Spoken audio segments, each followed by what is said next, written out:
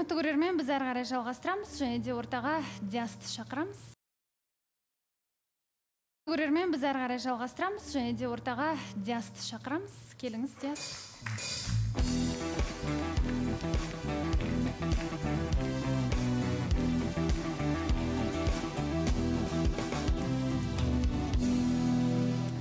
Диас, қалыңыз қалай, жақсысыз ба? Жақсы, өзіңіз қалайсыз? Қарлығашпен кездесу жақсы болып жатқан шығар. Иә. Шақырайық, иә, Қарлығашты. Қарлығаш, келіңіз.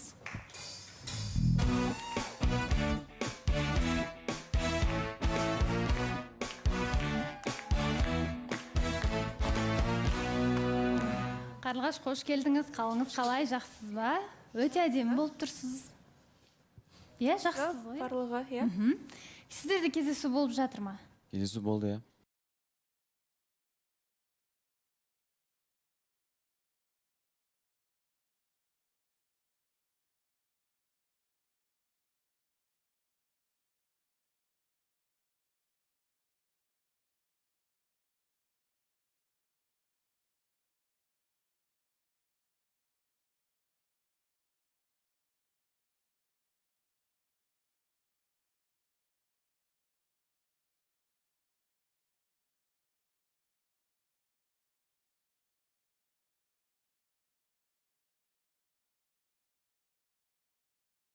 Біз музейге бардық, көрдік, арт музей дейтін енді. Онша біле бермейді екенбіз ондай неніші, бірақ қызық екеніші. Одан кейін шығып тамақ жеп алдық, одан кейін Жанболаттар как раз сол кезде Тереңкор дейтін жерде жүр екен. Біз де соларға барып, бізге видео түсіріп берген болатын. Сол екі кездесу дей ма, сондай нәрсе істедік. Одан кейін кездесу болған жоқ. Одан кейін кездесу болмады. Не себеп? Дұрыс сөйлескен де жоқпыз деп ойлаймын одан кейін, иә. Қарлығаш, немесе сізді тыңдайық, иә. Бізде сол кезде кездесу болды, Тереңкорға барған кезде. Ол жерде тым дұрыс сөйлескен жоқпыз бір-бірімізбен. Білмеймін, өзінен өзі жабылып қалды. Не болды деп қайта-қайта сұрадым. Ештеңе айтқан жоқ. Кейін үйге дейін де үндемей бардық. Түсіп кеттім. Мүмкін бір жағдайлар болып қалды ма деп ойладым. Өзінен сұрадым, бірақ жауап берген жоқ. Одан кейін де тек қалайсың деген әңгіме болды. Бір рет жазып тұрды күніне. Бірақ мен үшін қалайсың деген сөйлесуге жатпайды. Мен сөйлеп жүріп пе деген кезде ол сөйлеп жүріп деп айтты да. Иә, мынандай әңгіме ғой. Мен әр ортада әртүрлі өзім ұстаймын. Мысалы, егер мен қызбен басқа ортада жүретін болса, мен жағылып кетемін өзімен өзім. Оны Қарлығашқа айтқан болатын, бірақ ол түсінбеді, неге ондай деп. Бірақ менің ішкі нем сондай. Сол жерде тикток түсіріп, мына жерде күліп, өлеңімді оқып күліп жүрсің ғой, әңгіме айтып ше, ол жабылып қалғанға жатпайды ғой мына жерде. Мен айттым ғой, мен әр ортада әртүрлімін деп. Сондай әңгіме. Мынандай ғой Баласқан. Не болды сізге? Бір күрсініп отырсыз. Былай, мен екі ойлы болып жүрдім. Осы біз орта көп болды шықпай кеткенімізге. Екі ойлы болып жүрдім, арасында жазып жүрдім, қалайсың, анау жағдайын сұрап жүрдім. Одан кейін 2 күн жазбай кеткен болатын. Ол кісі жазбады.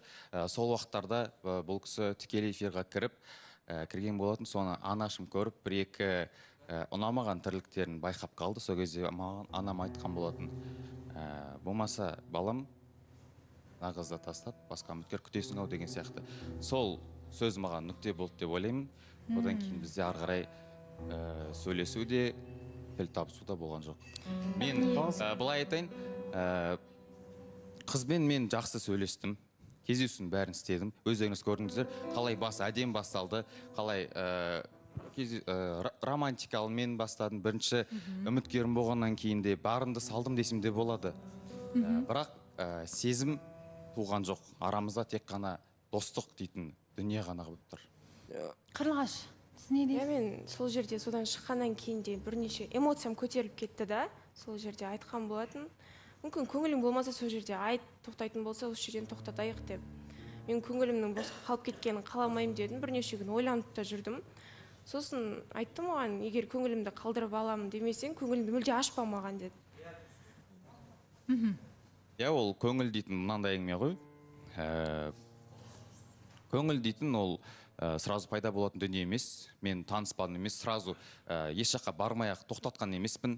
Барып танысып көрдік, сөйлесіп көрдік, сараладым, сынадым. Бірақ соның аяғында сезім пайда болған жоқ. Осыған айтайыншы, негізі мұнда Диас пен Жанболаттың ситуациясы бірдей келеді да. Бұлар бірінші сұрап алады таныстықтарды, бәрін істейді, түбінде келген кезде мен көрсете алмадым, мен сен бұлар балалық па әлде шалалық па, қалай түсінсе болады мысалға. Әбәдем үміткерлер келіп отыр, жігіттер, сендер үмітін ақтамай отырсыңдар.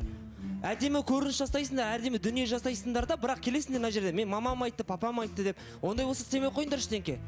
Керек жоқ ондай дүниенің бар. Әдемі дүниенің басында көрсетіп алсыңдар, одан кейін соңында мен білмедім деген сияқты